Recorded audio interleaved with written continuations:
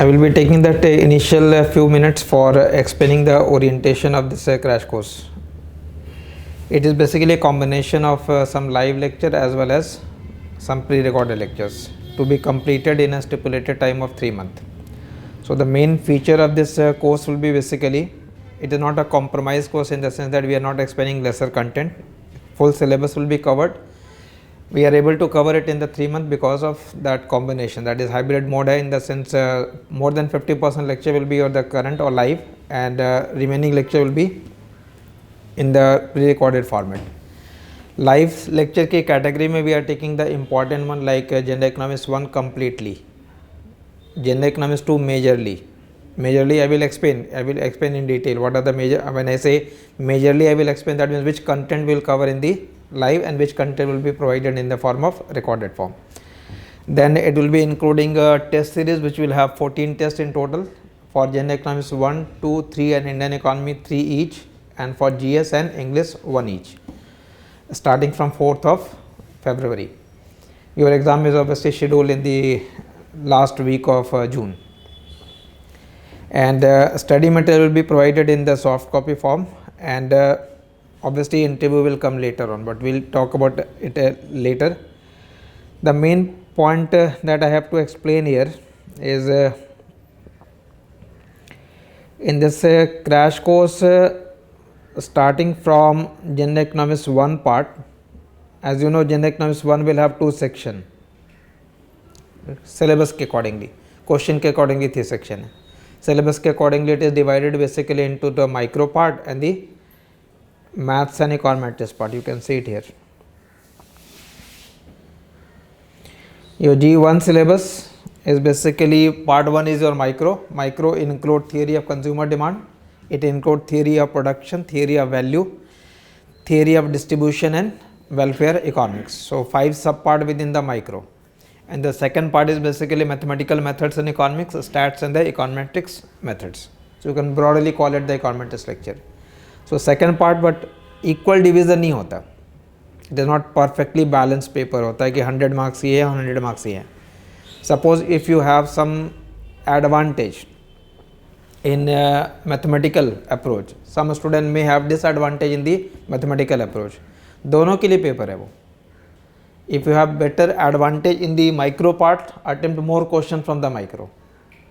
Reduce your dependency for econometrics. If you are feeling more confident in econometrics, attempt more question from econometrics section and less number of question from the micro section. Because 200 marks का paper आपको attempt करना है. You are attempting 200 marks, but paper कितने का होता है? G1. जो number of question है वो कितने के हैं? कभी देखा है? Out of how many you attempt 200? It is exactly 286. I will explain that. एक पेपर आप देख लो उससे आइडिया लग जाएगा. फॉर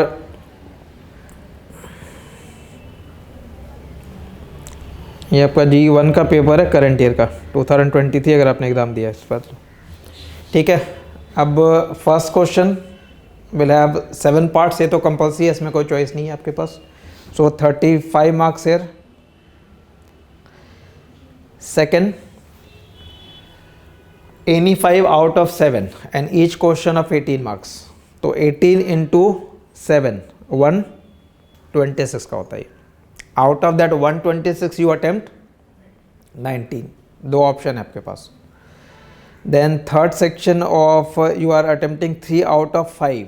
हर क्वेश्चन 25 मार्क्स के हैं तो 125 ये है. Out of 125 you attempt 75.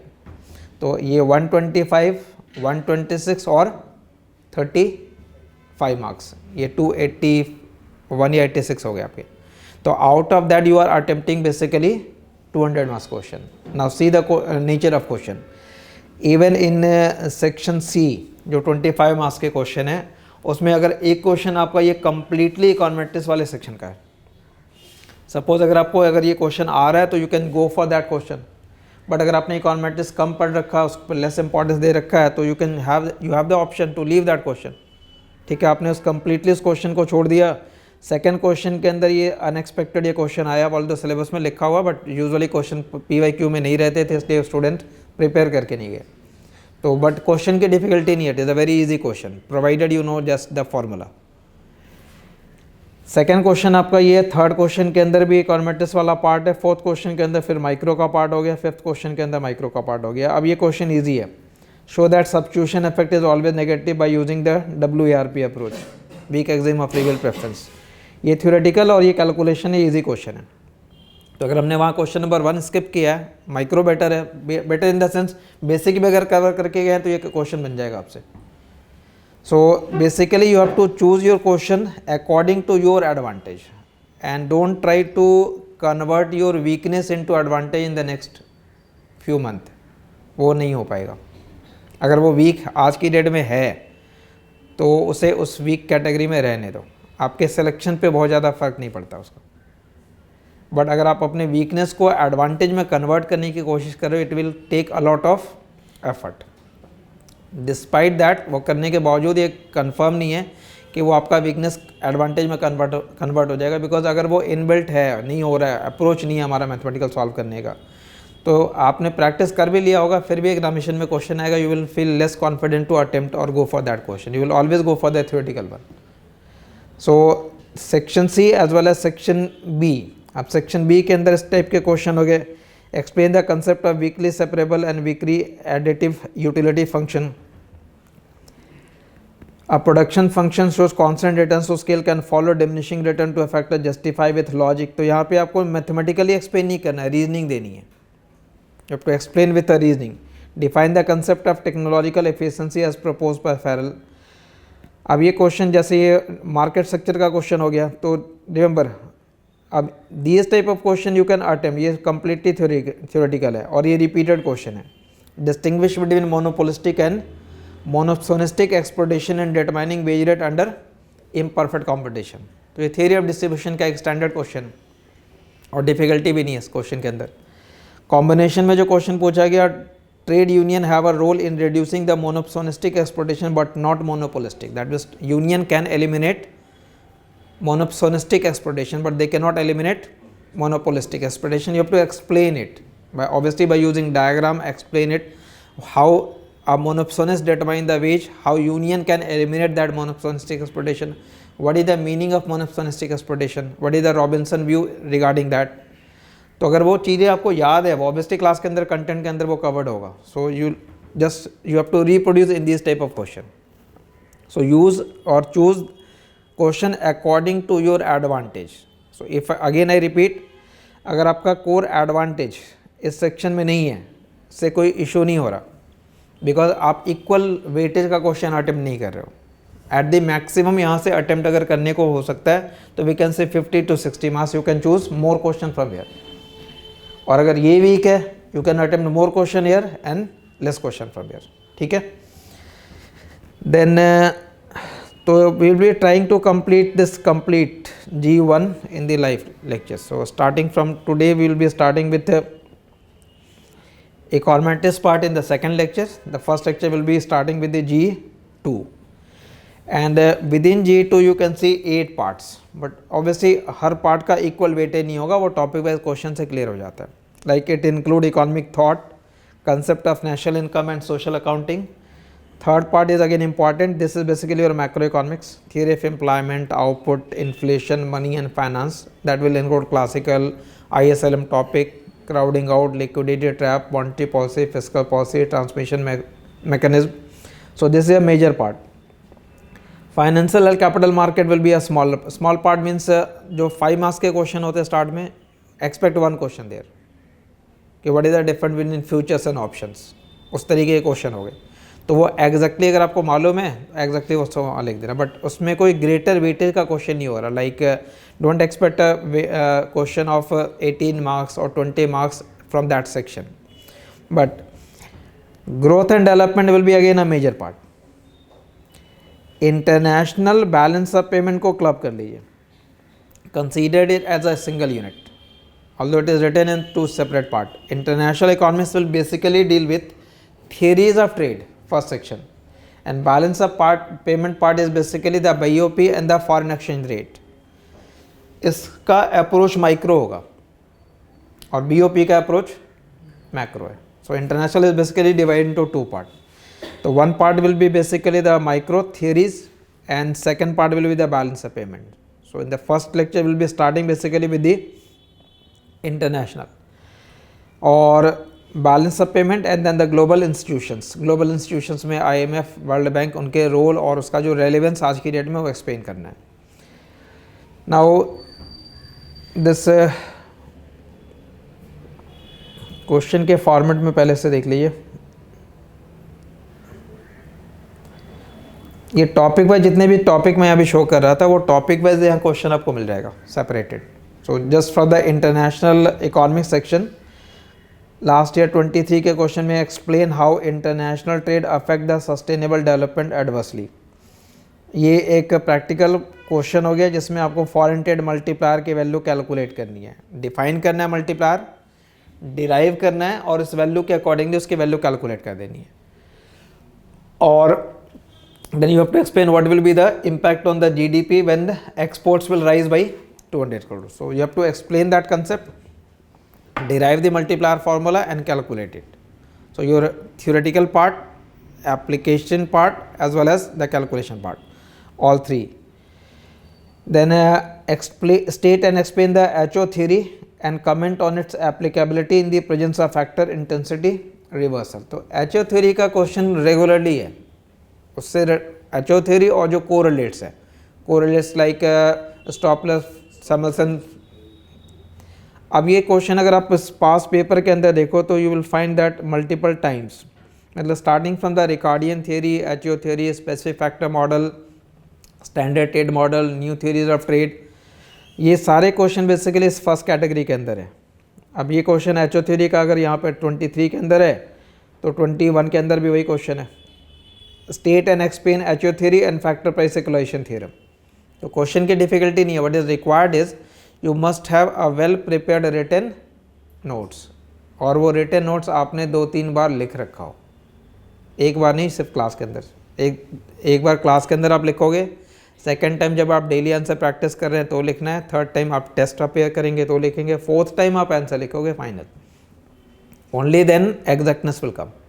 तो 2 और 3 टाइम्स प्रैक्टिस चाहिए basically for this type of regular question. Past year question का वेटेज काफ़ी ज़्यादा है, किसी भी सेट को अगर आप देखेंगे more than 50% question is exactly from the previous year question. अब ये फैक्टर प्राइस इक्वेशन का क्वेश्चन यहाँ देख लो. उसके अलावा question number 9 again Stolper Samuelson theorem follows HO theorem of trade. Then again HO model, explain HO model, highlight some of the shortcomings, Stokes Samuelson theorem, again Stokes Samuelson theorem. तो आप question, अगर आपको सबसे पहला काम है किसी भी टॉपिक को बिगिन करने से पहले go by the question. Question will give you an idea what is the weightage of that topic. I said international and balance of payment को क्लब कर लिया, तो from international economic section you will see 23 के question के अंदर 1, 2 and 3 ये 3 question है, और ये कंपल्सिव पहले वाले क्वेश्चन के अंदर नहीं होता, 5 मार्क्स के क्वेश्चन नहीं है ये क्वेश्चन बेसिकली 15 मार्क्स वाले क्वेश्चन के अंदर है. ठीक है, 15 के हैं या 20 के हैं. इसको मैं कह रहा हूँ कि आप ऐड कर दो इस टॉपिक को with balance of payment section. तो बैलेंस ऑफ पेमेंट सेक्शन से अगर इसको ऐड कर लेते हैं तो बैलेंस ऑफ पेमेंट सेक्शन से again you find 1 question here, तो 4 क्वेश्चन हो गए. इनफैक्ट 4 क्वेश्चन का मतलब अगर ये 15 मार्क्स की कैटेगरी के अंदर है तो भी स्टिल 60 मार्क्स का टॉपिक हो गया. We are attempting 60 marks from basically international only. International include automatically the BOP section. ठीक है, उसको आप 1 सेपरेट नहीं करना, it is basically 1. So 60 to 70 marks का जो क्वेश्चन होगा it will be basically coming from the international and balance of payment section. So that gives the weightage of that topic. Then the third topic is global institution. Global institution say again you get 2 question last year. Discuss the role of World Bank in fighting global poverty. What are the important causes and consequences of global financial crisis of 2008? ये question भी first time नहीं आ रखा, ये पहले भी आ रखा question. 2008 global financial crisis के reason और उसके इफेक्ट. तो if you add all 3 international, BOP and global. तो यू फाइंड बेसिकली 5 क्वेश्चन, तो 4 to 5 क्वेश्चन नेसेसरली वहाँ से मिल जाना है। दैट मीन्स 60 to 90 मार्क्स के question you can attempt from that international section. Then the other important part will be this macro. This is your macroeconomics mainly. From macroeconomics section you get 1, 2 and 3. Question का nature: what do the Keynesian monetarists and rational expectation theorists differ in their views regarding trade-off between inflation and unemployment? तो inflation और unemployment का trade-off है, popularly known as the Phillips curve. But वहाँ पे अलग अलग views हैं। Phillips curve can be negative slope, long run के अंदर वो वर्टिकल भी हो जाता है। तो अलग अलग व्यूज़ है express by different school of thought.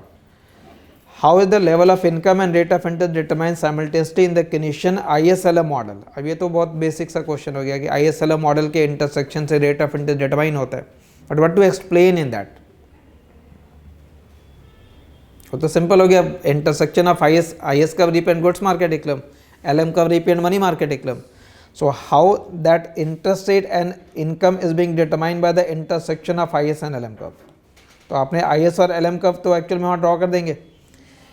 Score करने के लिए क्या करना है? You have to basically explain the disequilibrium part first. What happens in zone 1, what happens in zone 2, what happens in zone 3, what happens in zone 4?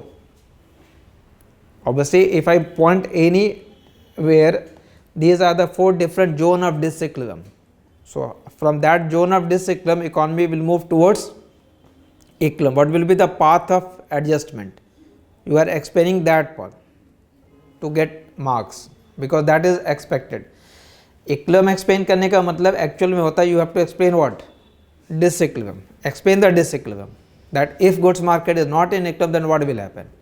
If money market is not in equilibrium, then what will happen? If both markets are not in equilibrium, then what will happen? And how they will attain equilibrium? तो ये एक direct question basically हो गया। How is the Tobin's portfolio balance approach improvement over Keynesian regressive expectation model? तो demand for money वाले category के अंदर ये डायरेक्ट क्वेश्चन है, क्वेश्चन में डिफिकल्टी नहीं होती। तो 3 question basically you get from, usually 2 to 3 question आपको मैक्रो के सेक्शन से मिलेगा। तो if I choose international as one and macro as the other important major one, and third you can choose important one is the growth and development, economic growth and development। ठीक है, ये एक आपका major area. Growth and development will include 1 question, 2 question, 3, 4, 5, 6, 7। ठीक है, तो 6 to 7 question basically growth and development की category से। पेपर के अंदर कितने क्वेश्चन रहते हैं? G1 का पैटर्न अलग होता है, बट 2 और 3 का पैटर्न अलग हो जाता है। 2 और 3 का पैटर्न डिफरेंट है। 2 और 3 के पैटर्न में ये फर्स्ट पेपर हो गया, ये सेकंड पेपर अगर आप देखो 2023 का G2, तो G2 के अंदर आपके 6 फर्स्ट कंपल्सरी क्वेश्चन में 6 पार्ट ही होते हैं, वहाँ 7 थे। ठीक है, अब यहाँ पे आपको अटेम्प्ट करना है 6 out of 9, 6 out of 9 करने। ठीक है, 15 मार्क्स का हर क्वेश्चन है। यूजुअली यहाँ पे सब पार्ट्स नहीं होते। ठीक है, यहाँ सब पार्ट्स नहीं है, सिंगल क्वेश्चन है। और G1 के अंदर यूजुअली हर क्वेश्चन के A और B पार्ट है, A B, और थर्ड सेक्शन के अंदर C पार्ट भी है। यहाँ पे straight forward question, direct question है। तो डायरेक्ट क्वेश्चन है, तो अगर हमने कुछ मेजर एरियाज कवर कर लिया, I come to the examination study, I have covered some basic areas, I have not covered the 100% G2, but I have covered international, balance of payment, growth and development and macro. These are the 4 syllabus के अंदर 8 topic है, हमने ये 4 area cover कर रखा। You can attempt majorly question. ठीक है, और इनके वेटेज भी ज़्यादा होते हैं एक्चुअल में, क्वेश्चन के अंदर वेटेज भी ज़्यादा है। And if you go by the other smaller topic means financial and capital market. Financial and capital market के अंदर what are the commonalities and differences between forward and futures contract. अब ये 5 marks का question हो गया, but 5 marks में you can score 3 or 3.5 provided you write very exact what are basically forwards and what are basically futures contract, defined as explained or defined in the core book, मतलब bookish language preferred है, don't use your own words, come use करने उसे। इस तरीके के paper में जितना ज़्यादा आप बुकिश लैंग्वेज रिप्रोड्यूस करोगे, UPSC prefer that type of language कि डायरेक्टली हमने कस्टम यूनियन पूछा गया, साल्वाटोर में जो लिखा था वर्ड टू वर्ड वहाँ लिख दिया। एक होता है कि हमें आइडिया आ गया, आइडिया रिटेन हमने कर लिया और एक्सप्लेन करते समय अपने तरीके से उसको एक्सप्रेस कर दिया, although that is a better way but unfortunately not rewarded. ठीक है, रिवॉर्ड वही होता है जब आप उसको एक तरीके से याद करके लिख दो डायरेक्टली। ठीक है, तो ये क्वेश्चन हो गया। यहाँ पे सेकंड क्वेश्चन हो गया, how do you measure the financial market efficiency. तो ये शॉर्टर क्वेश्चन है, ये आपको नंबर ऑफ क्वेश्चन से आइडिया लग जाएगा। जब आप टॉपिक वाइज क्वेश्चन देखोगे तो नंबर ऑफ क्वेश्चन से आइडिया लगेगा। ये लास्ट 15 ईयर का क्वेश्चन बेसिकली ये हो गया। यहाँ पे नंबर ऑफ क्वेश्चन आपको अराउंड 28 मिले, मतलब 1 से 2 क्वेश्चन मैक्सिमम होना। वही वेटेज नेशनल इनकम अकाउंटिंग का होगा। And similarly one small topic is economic thought. Short question basically जितने भी क्वेश्चन ऊपर वाले दिख रहे हैं ये एक्चुअल में 5 मार्क्स वाले क्वेश्चन के अंदर है। That means you can't leave, but उसमें टाइम कम लगना है आपको, मैं ये कह रहा हूँ। दिस इकोनॉमिक थॉट को हार्डली आप 1 डे भी अगर एलोकेट कर दो, 5 to 6 आवर भी आपने पढ़ लिया तो you are able to cover all. But 5 to 6 hour के अंदर इंटरनेशनल इकोनॉमिक्स कवर नहीं होता। क्लियर?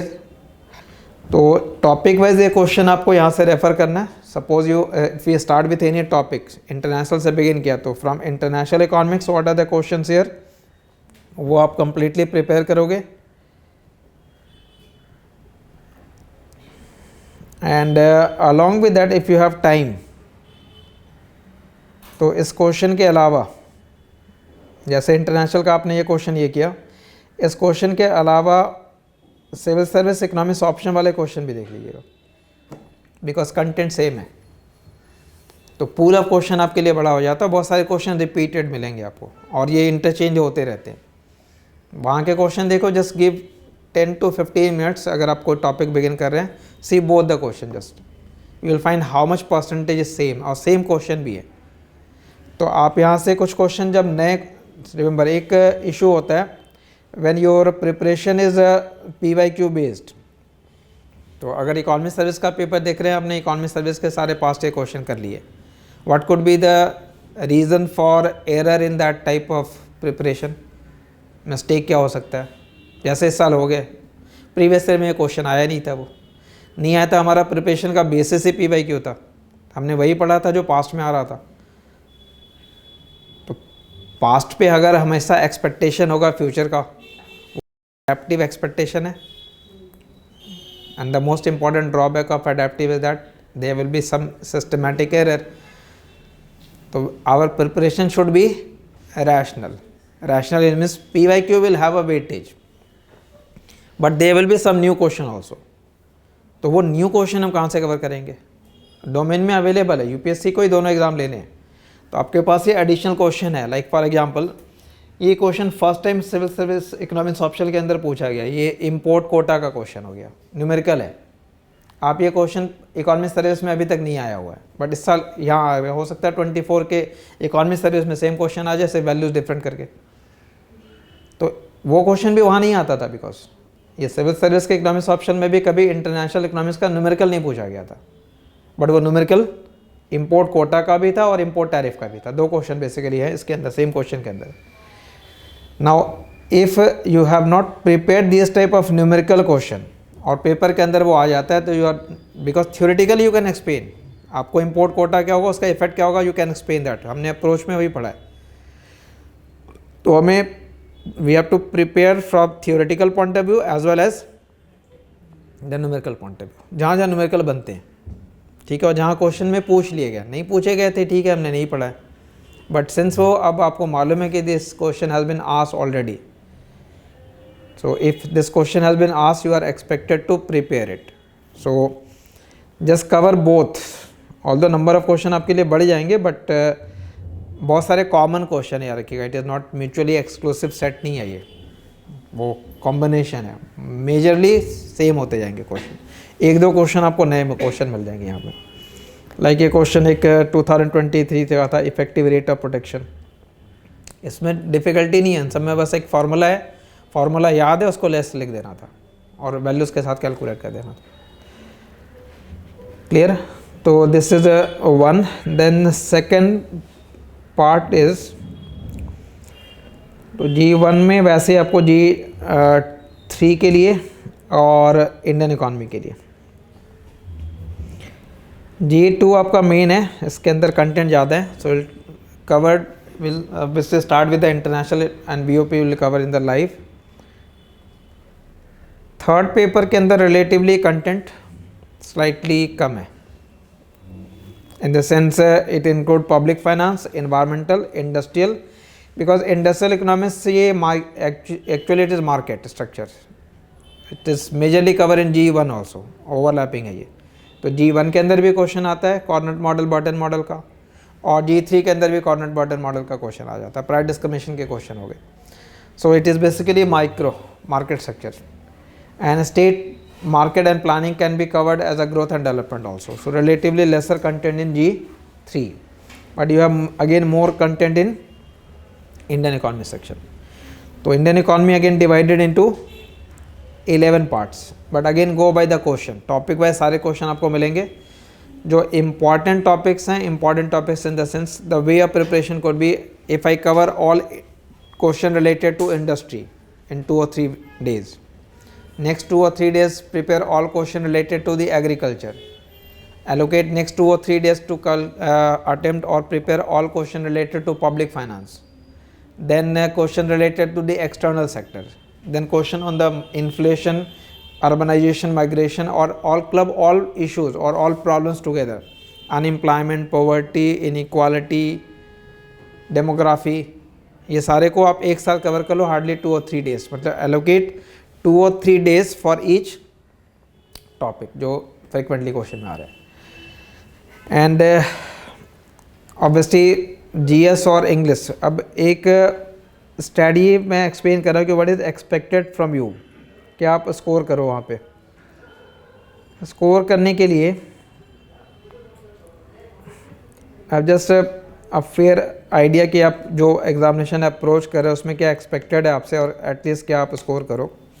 अकॉर्डिंग टू मी कोई एक पेपर आपका कंपैरेटिव एडवांटेज का पेपर होना चाहिए आउट ऑफ 4 इकोनॉमिक्स पेपर में कह रहा हूँ, आउट ऑफ 4 इकोनॉमिक्स पेपर कोई एक paper comparative advantage in the sense in that paper you must score more than 110, in one paper score at least 110 और मोर देन 110। 2 पेपर, अब वो 1 पेपर आपका G1 भी हो सकता है if you are more confident in the practical side, it could be G2, it could be G3 और it could be Indian economy. Indian economy में वैसे एक्सपेक्ट करना अनरियलिस्टिक हो जाएगा because of the trend, number मिलते नहीं वहाँ पे। तो G1, 2 और 3 इन तीनों में किसी एक पेपर जो आपका एडवांटेज है उसी को आपको मैक्सिमाइज करो, ठीक है, जिसमें आप कॉन्फिडेंट फील कर रहे हैं कि you have more confident in G2 और 3 और 1, ट्राई टू स्कोर अराउंड 110 और प्लस। 2 पेपर कोई ऐसे होने चाहिए जिसमें 180 मतलब 45% का स्कोर किया आपने, 19 टोटल लिखा मैंने, it could B 95 and 85, but 2 paper आपके बैलेंसेस फॉर्म में होने चाहिए, 180 का स्कोर हो।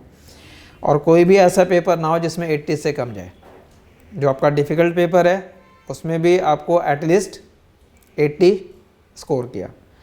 And GS and English combined I am writing 90, that is 45%, ठीक है। You may score more in 1 less in 1 but try to score around 90। तो इससे आपका ये स्कोर 460 आता है, good enough to get a call for interview, not good enough to be selected, but at least ये stage तो क्लियर कर जाओगे। ये मैंने वो मिनिमम लिखा है। अब यहाँ से अगर आप इंटरव्यू में डिसेंट स्कोर कर लेते हो, डिसेंट स्कोर का मतलब as compare to the written exam, interview के अंदर UPSC में मार्क्स देने की टेंडेंसी होती है। जैसे यहाँ पे स्कोर अराउंड 40 to 50% के बीच होता है, इंटरव्यू में वो उसको 60 प्लस चला जाता है। मतलब in interview they have a tendency to give more marks. तो मोर मार्क्स का मतलब अगर 120 या 130 का स्कोर एक डिसेंट स्कोर है, 130 के आसपास का स्कोर, 130 का स्कोर कर लेते हैं तो सिलेक्शन हो जाएगा। रीज़न ये कट ऑफ आप लास्ट ईयर का देख लो, और ये कट ऑफ बढ़े नहीं रहे हैं, मैं फ्रैंकली बता रहा हूँ। लास्ट 2-3 ईयर्स से ये कट ऑफ एक्चुअल में डिक्लाइनिंग ट्रेंड में है। That means this is for, ये यूपीएससी साइट पे अवेलेबल है। 22 का कट ऑफ है for the general category. For the general category it was 418 out of 1000। Out of 1000 I said 418, but just 420 430 अगर किसी का स्कोर है तो इंटरव्यू कॉल तो मिल जाएगा। बट फाइनल कट ऑफ गया 585, सिलेक्शन नहीं होगा। आपको अपने कैटेगरी में कट ऑफ से अराउंड 40 to 50 मार्क्स ऊपर रहना। Just cut of meat out करोगे तो फाइनल सिलेक्शन नहीं होगा। तो आई सेड 480, स्कोर यहाँ कह रहा 460 कह रहा हूँ। तो 460 अगर ये कट ऑफ, लाइक इस साल का भी फाइनल रिजल्ट आया नहीं है, कुछ दिन में जैसे फाइनल आ जाएगा मार्क्स भी आ जाएंगे। आई होप जो गिवन क्वेश्चन का नेचर था, ये कट ऑफ बढ़ेगा नहीं। ये 418 है, अराउंड रह सकता है, ऑल्दो नंबर ऑफ सीट्स कम है। Last year it was for, seats लिखे हुए थे यहाँ पे 24 के लिए था, इस बार 18 के लिए हुआ है। ठीक है, तो सीट्स कम है तो अराउंड सेम रहनी चाहिए। अगर सीट्स भी घट गए और कट ऑफ भी घट गए इन केस, तो उसका मतलब ये स्कोर और भी नीचे ही जा रहा है, और वो ट्रेंड एक्चुअल में चल रहा है। ये 418 था, लास्ट 2-3 ईयर का देखो वो अराउंड 460 467 के आसपास था। 467 से 430 में आ गया, 418 में आ गया। But why score is declining despite less number of seats, वो एक इंपॉर्टेंट क्वेश्चन बनता है कि why students are unable to score even 45% and very few students are able to score 42%। अब इंटरव्यू कॉल मतलब लेटेस्ट अगर 50 स्टूडेंट्स को उन्होंने कॉल किया, मतलब ओनली 50 स्टूडेंट्स जनरल कैटेगरी में या ओवरऑल मिला करके जिनका स्कोर इससे ज़्यादा है। और कैटेगरी वाइज अगर आप देखो तो EWS के लिए वो कट ऑफ 359 है, OBC के लिए 363 है। तो आप अपने रेस्पेक्टिव कैटेगरी के का जो कट ऑफ है उससे 50 मार्क्स एक्स्ट्रा रखना है। ठीक है, 50 मार्क्स एक्स्ट्रा अगर आप रखते हो तो इन दैट केस, जैसे यहाँ 50 मार्क्स मैंने इसमें ऐड कर लिया, 418 है, अगर किसी का 468 है तो 468 होगा तो फिर ये इजी हो जाता है आपके लिए। ठीक है, फिर 125 130 का स्कोर जो इंटरव्यू में आ जाएगा, फिर then it becomes easy for you. तो कट ऑफ से 50 to 60 मार्क्स ऊपर रहना। कट ऑफ ये बढ़ेगा नहीं, याद रखिएगा, सडनली कभी जंप नहीं होता। ये नहीं कि स्टार्ट आपके ईयर में वो जंप करके 550 हो गया, इट इज़ अनलाइकली। ठीक है, वो नहीं होता। So that means your aim is very clear, objective is clear, how much you have to score around 47-48% at the maximum 50। अब 50% स्कोर करने के लिए ऑब्वियसली 100% सिलेबस पढ़ने की ज़रूरत नहीं है। अगर मेरे किसी वजह से 10% 15% सिलेबस मेरा रह जाता है, उससे आपके सिलेक्शन या रिजेक्शन पे फ़र्क नहीं पड़ रहा। सिलेक्शन इसलिए नहीं हो रहा है क्योंकि हमने वो 10% नहीं पढ़ा था, वो नहीं रीज़न है। सिलेक्शन इसलिए नहीं हो रहा है क्योंकि जो आपने पढ़ा था उसको आपने प्रैक्टिस नहीं किया था, वो रीज़न है। नहीं पढ़ना वो रीज़न नहीं है, क्योंकि सबके छूटते हैं। वो ट्रेंड इसलिए होता है, लो स्कोरिंग एग्जाम इसलिए है। Content is very wide, way of marking is very difficult. If they are satisfied, even then they have instruction don't give more than 60%. If they are satisfied, obviously you can't satisfy them. So your answer is always less than perfect. Since it is always less than perfect, expect a score in the range of 45 to 55%. In that range, if you are writing good.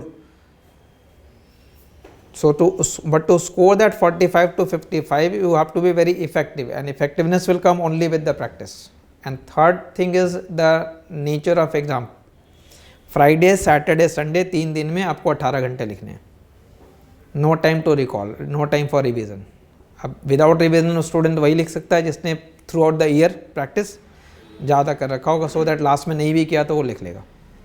ठीक है, so there are certain reasons for it. तो cut off ये available है, few days में आपको 23 का cut off मिल जाएगा। You will have a more better idea for the preparation. I think I have explained all.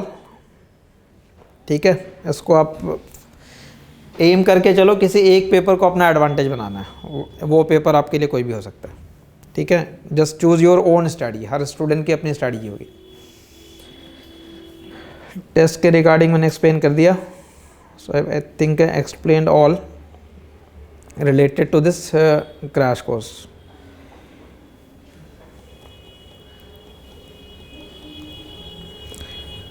Remember, अगर students के मार्क्स टाई हो जाते हैं,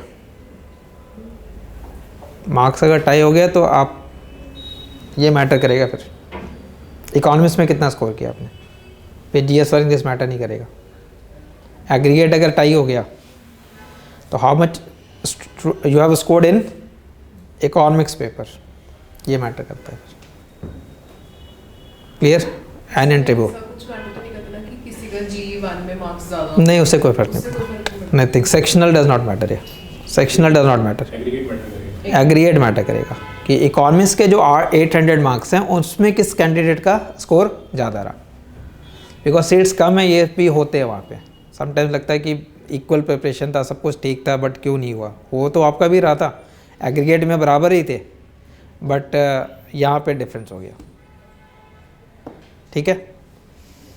प्लस इंटरव्यू भी रहता है, मतलब वो जीएस और इंग्लिश वाला पार्ट फिर सेपरेट हो जाता है. वो आपके सेक्शन या एग्रीगेट जब टाई होता है फिर मैटर नहीं करता. यहाँ पे 1000 में से किसी का टाई हो रहा है तो वो इकोनॉमिक्स ऑप्शन देख रहे हैं, फिर ही इंटरव्यू पे कॉल आएगा. नहीं, वो फाइनल वाले के लिए करते हैं. एक्चुअली फाइनल वाले में करते हैं, फाइनल मेरिट के लिए होता है बस. क्लियर?